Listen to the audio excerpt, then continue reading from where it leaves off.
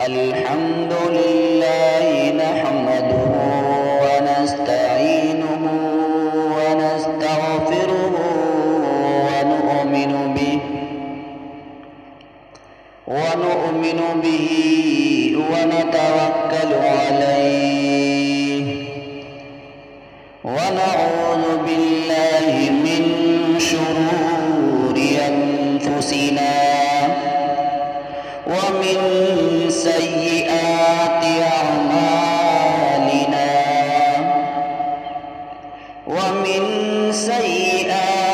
أعمالنا من يهده الله فلا مضل له ومن يضلله فلا هادي له ونشهد أن لا إله إلا الله وحده لا شريك له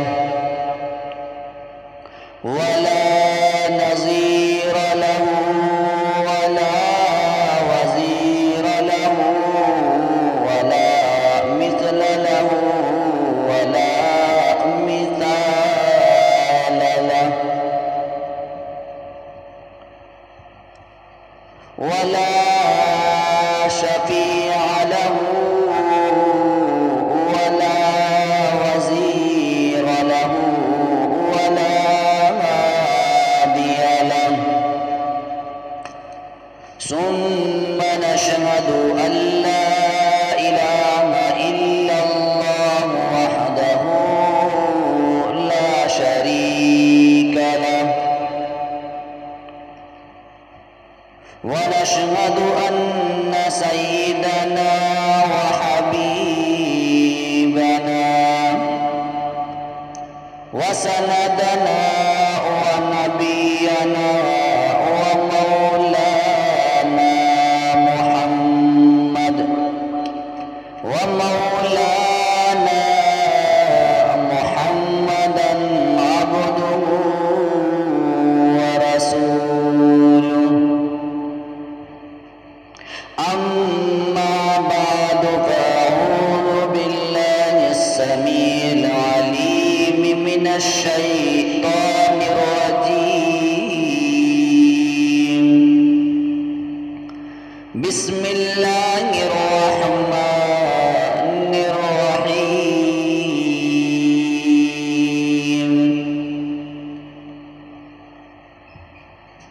قال النبي صلى الله عليه وسلم: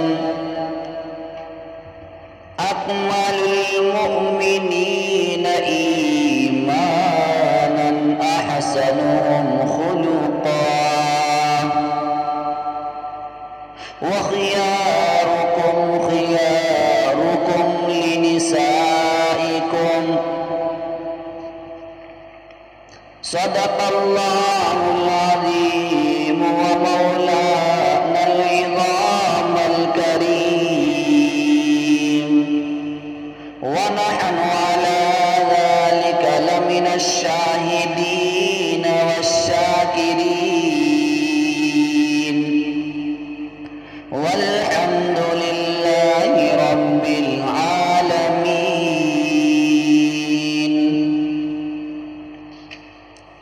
میرے محترم بزرگوں اور دوستوں، جیسا کہ آپ سبھی کو معلوم ہے، گزشتہ جمعہ میں نے اصلاح معاشرہ کے اوپر کچھ باتیں بیان کی تھی. اسی کے ساتھ ساتھ میں نے اسلام میں عورت کی کیا کیا ذمہ داریاں ہیں اور شوہر کے کیا حقوق ہیں، اس پر روشنی ڈالی تھی. تو میں نے آج یہی چاہا ہونا ہو آج کا مضمون اور آج کا عنوان شوہر کے اوپر بیوی کی کیا ذمہ داریاں ہیں، شوہر کو بیوی کے ساتھ کیا برتاؤ کرنا چاہیے، معاملات میں بیوی کو کیا نبھاؤ کے انداز اپنانے چاہیے، اور شوہر کو اپنی طرف سے اپنی بیوی اور بچوں کا کیسے دل جیتنا چاہیے۔ اسلام نے مرد پر کیا ذمہ داریاں عائد کی ہیں۔ تو دوستو، مجھے امید ہے آپ غور سنیں گے انشاءاللہ۔ جہاں تک میری آواز جا رہی ہے، میرے تمام بھائی، تمام دوستوں سے میری گزارش ہے، اخلاص کے ساتھ، توجہ کے ساتھ، عظمت کے ساتھ سنیں۔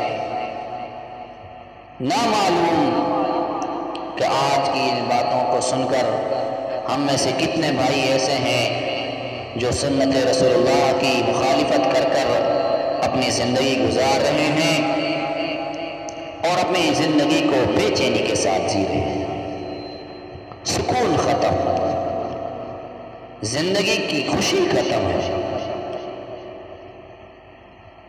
دوستو، اس کی وجہ صرف اور صرف یہی ہے کہ آج ہم مغربی تہذیب کے پیچھے چل پڑے، محبوب کریم صلی اللہ علیہ وسلم کے لائے ہوئے دین کا ہم نے جنازہ نکال رکھا ہے۔ نہ جانے اس قوم کے اندر، برادری کے اندر کیا کیا خرافات ہم پیدا کر چکے ہیں۔ کیا ہم نے صرف نکاح کو ہی شادی سمجھا ہے؟ نکاح کر لیا بس شادی ہو گئی، اب اس کے علاوہ آدمی کے اوپر کوئی ذمہ داری نہیں؟ ایسا نہیں ہے۔ میں ان بھائیوں سے کہنا چاہتا ہوں جو اسلام کو بدنام کر رہے ہیں اور کرتے آئے ہیں کہ دین اسلام میں عورت کا مقام نہیں، دین اسلام میں عورت کا مرد کے ساتھ میں برتاؤ برابر کا نہیں، ظاہر پر نظر جاتی ہیں۔ وہ کہتے ہیں مرد کے مقابلے میں عورت کو آدھا حصہ دیا جاتا ہے۔ مثلا جیسے کسی کے باپ پر 3 روپے ہوں تو 2 بیٹے کے ہیں اور 1 بیٹی کا ہے، تو مرد کے ہیں تو 1 عورت کا ہے۔ اب ظاہر میں نقصان سمجھ میں آ رہا ہے، نظر آ رہا ہے، مگر کچھ غور کرتے، قرآن کی معلومات میں جاتے، قرآن والوں سے معلوم کرتے، دین والوں سے معلوم کرتے۔ ایک دنیا کا دستور ہے، آپ کو کھیتی کی جانکاری لینی ہے تو آپ ایک کسان سے لوگے، کھیتی کرنے والوں سے لوگے، کاشتکاری کرنے والوں سے لوگے، دکان چلانی ہے تو بازار میں دکان کرنے والوں سے جانکاری لوگے، کپڑے کی جانکاری کپڑے والوں سے لوگے، سونے چاندی کی جانکاری سونار سے لوگے، جوہری سے لوگے، تو دین کی جانکاری بھی ہم کو دین والوں سے لینی چاہیے۔ ہر چیز کا ایک اصول ہوتا ہے، کب کام کرنا ہے، کتنا کرنا ہے، کس سے پوچھ کر کرنا ہے، کیسے کرنا ہے۔ اب ہم نے یہاں دھوکہ یہ کھایا کہ ظاہر میں مرد کو 2 حصے ملے، عورت کو 1 ملا۔ تو میں بتاتا چلوں، ظاہر میں نقصان آپ کو سمجھ میں آ رہا ہے، مگر اسلام نے، دین اسلام نے، مذہب اسلام نے عورت پر ایک احسان کیا ہے۔ مرد کو 2 حصے دیے تو عورت کو 1 حصہ دیا، مگر اس میں آپ غور کریں، مرد کو 2 دے کر اس کی 4 کی ذمہ داری لگا دی۔ مذہب اسلام نے مرد پر اس کا ڈبل لگایا، 2 حصے لینے پر چھٹی نہیں کر دی۔ عورت سے شادی ہوگی، مہر مرد دے گا، گھر کے خرچے مرد چلائے گا، شادی کر لائے گا، دعوت دے گا مرد دے گا، ولیمہ مرد کھلائے گا، برات کا تو شادی میں کوئی ذکر ہی نہیں ہے۔ شادی میں جو برات جاتی ہے اس کا کوئی ذکر نہیں دین اسلام میں، نہ یہ پسندیدہ ہے اسلام کے اندر یہ عمل۔ آپ کو اس لیے بتا رہا ہوں کہ آپ پہلے جائیں گے، کھا کر ٹکار کر آئیں گے، پھر پوچھیں گے، پھر دیکھیں گے کہ ہمارے خلاف باتیں کر رہے ہوتے ہیں، ہمارے خلاف بیان کیے جا رہے ہوتے ہیں۔ وہ آپ کے خلاف نہیں ہے، وہ شریعت کے خلاف جو کام ہے اس کے خلاف بیان ہے۔ تو آپ غور کریں، مذہب اسلام نے تمام باطل عقائد پر پانی پھیر دیا، تمام باطل مذہبوں پر پانی پھیر دیا۔ جو عورت اور مرد کی برابری کی بات کرتے ہیں ان کو سمجھا دیا مذہب اسلام نے کہ عورت کو ظاہر میں ایک حق دیا، بظاہر مرد کو 2 حق یہ دیے، مگر مرد کی پوری ذمہ داری لگا دی۔ کما کر مرد دے گا، کھلائے گا مرد، پہننے کا خرچہ مرد دے گا، رہنے کا خرچہ مرد دے گا، شادی کا خرچ مرد اپنا اٹھائے گا، مہر مرد دے گا۔ اب عورت کے پاس جو آدھا حصہ بچا وہ فری میں بچا، وہ گفٹ ہو گیا، وہ ہدیہ ہو گیا، انعام ہو گیا۔ تو دوستو، مذہب اسلام نے عورت پر مرد کی ذمہ داری جو عائد کی ہیں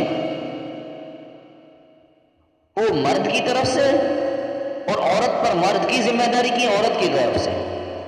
یہ دونوں آپ یوں سمجھ لیجئے، میں آپ کو بعد میں بتاؤں گا کہ جیسے گاڑی کے 2 پہیے ہوں، اگر ان میں سے ایک نکال دیا جائے یا ایک کمزور ہو جائے تو گاڑی صحیح طرح نہیں چل سکتی۔ مرد عورت کے بارے میں ظلم کرے، اس کے حق ادا کرنے میں کوتاہی کرے، یا عورت مرد کے حقوق ادا کرنے میں کوتاہی کرے گی تو یہ زندگی کی گاڑی سکون سے نہیں چل سکتی، اس کا عنوان سکون سے نہیں چلے گا۔ اس سے پنپنے والا معاشرہ اور بڑے معاشرے میں اس سے جانے والے اثرات اچھے نہیں آئیں گے۔ تو اس لیے ہم غور کریں، میری وہ ماں بہنیں جو اسلام پر انگلیاں اٹھاتی ہیں وہ بھی غور کریں کہ عورت کے کیسے مقام کو اللہ نے بڑھایا ہے۔ عورت کو گھر کی زینت رکھی، مرد کی رونق بنایا، گھر کی رونق بنایا، گھر کے اندر رہنے والی مالکہ بنایا، بازاروں کی زینت نہیں بخشا۔ تو اب آپ غور کریں، مرد کے اوپر بھی یہ مذہب اسلام نے ذمہ داری رکھی ہے، اور یہ ذمہ داری اسی لیے ہے کہ مرد عورت کے مقابلے میں باہر اور بھیتر کے انداز زیادہ جانتا ہے۔ عورت بچوں کی پرورش ٹھیک سے کر پائے گی، بچوں کے کھان پین کا انداز، بچوں کے پالنے کا انداز عورت سے بظاہر اچھا ہوگا، مرد سے وہ چیزیں نہیں حاصل ہو سکتی۔ تو اس لیے اسلام نے دونوں پہیوں کو برابر سمجھا ہے، نہ عورت مرد کی خلاف ورزی کرے، نہ مرد عورت کی زینت کو داغدار بنائے۔